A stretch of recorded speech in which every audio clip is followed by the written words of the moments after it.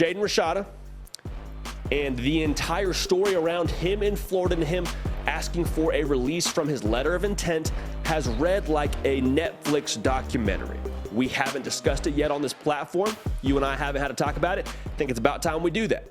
To give you the Spark Notes version, Jaden Rashada, really good quarterback out of Northern California. He signed with the Florida Gators. Before that, he was committed to Miami. He flips sometime, I believe, in the fall, flips to Florida, signs with Florida. There was some uneasiness because he, I guess, was one of the later players to sign in that class. And so they were saying, okay, hey, what's going on here? Eventually signs. Seems like it's all good. And the rumor, actually not even rumor, the report from The Athletic was the contract was for somewhere in the neighborhood of $13 million in NIL to bring him to Florida. Now, he requested out of his letter of intent because essentially that wasn't going to happen. They weren't going to be able to give him that $13 million, whether it was they weren't going to be able to, whether it was because they backed off that, they being the good folks that are in charge of NIL around the Florida program, the collectives, the Gator Collective, the Gator Guard. There's more details that we could go into. We won't right now. But the reality is the $13 million that was agreed upon was not going to be coming to Jaden Rashada. As a result, he says, you know what? Thank you, but no thank you. I would like to request out of my letter of intent. And that is still being processed at the time of us being live right now at 1:18 p.m. Central Standard. At a certain point, if you're Jaden Rashada, and I say Jaden Rashada, the Jaden Rashada camp, because I don't believe it's just this high school senior, you're going to be a college freshman making all the decisions.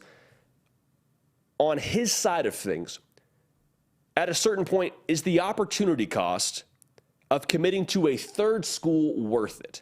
I say opportunity cost, what it would cost in terms of just reputation. I don't know if it's going to take, I don't want to get too much into that.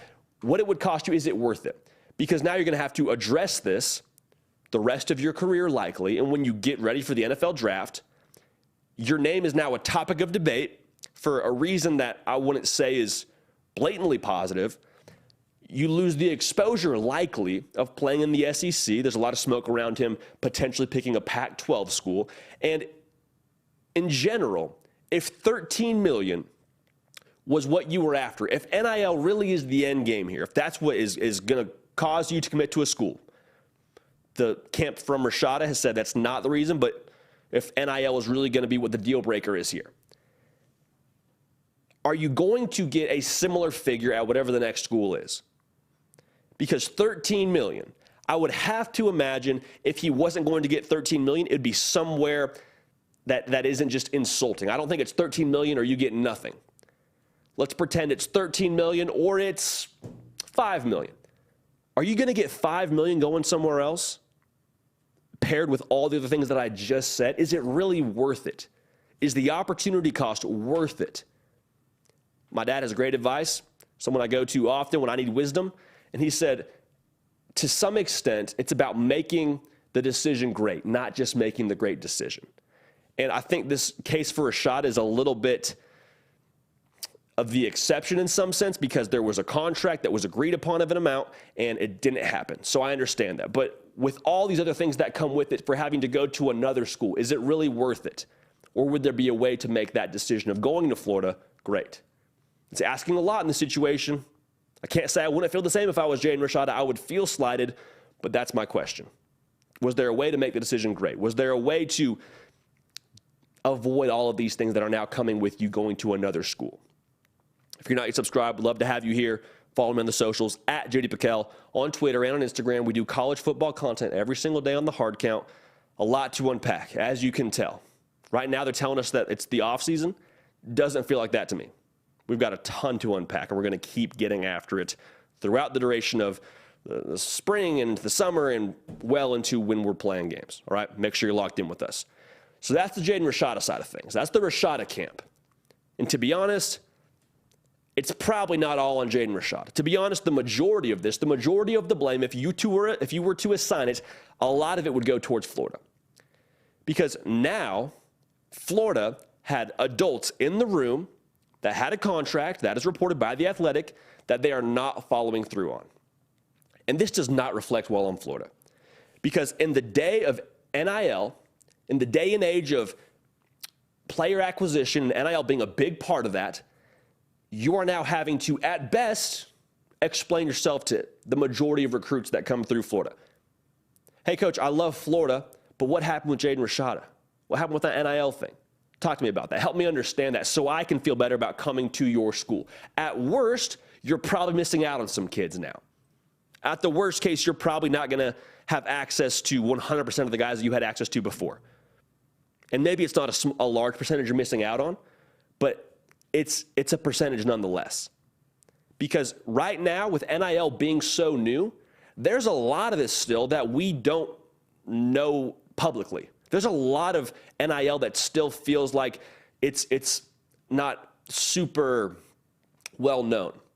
And in the day and age of NIL where things aren't super well known and you're still trying to figure everything out, the last thing you want to be known as, the last thing you want to provide is hesitation for anyone.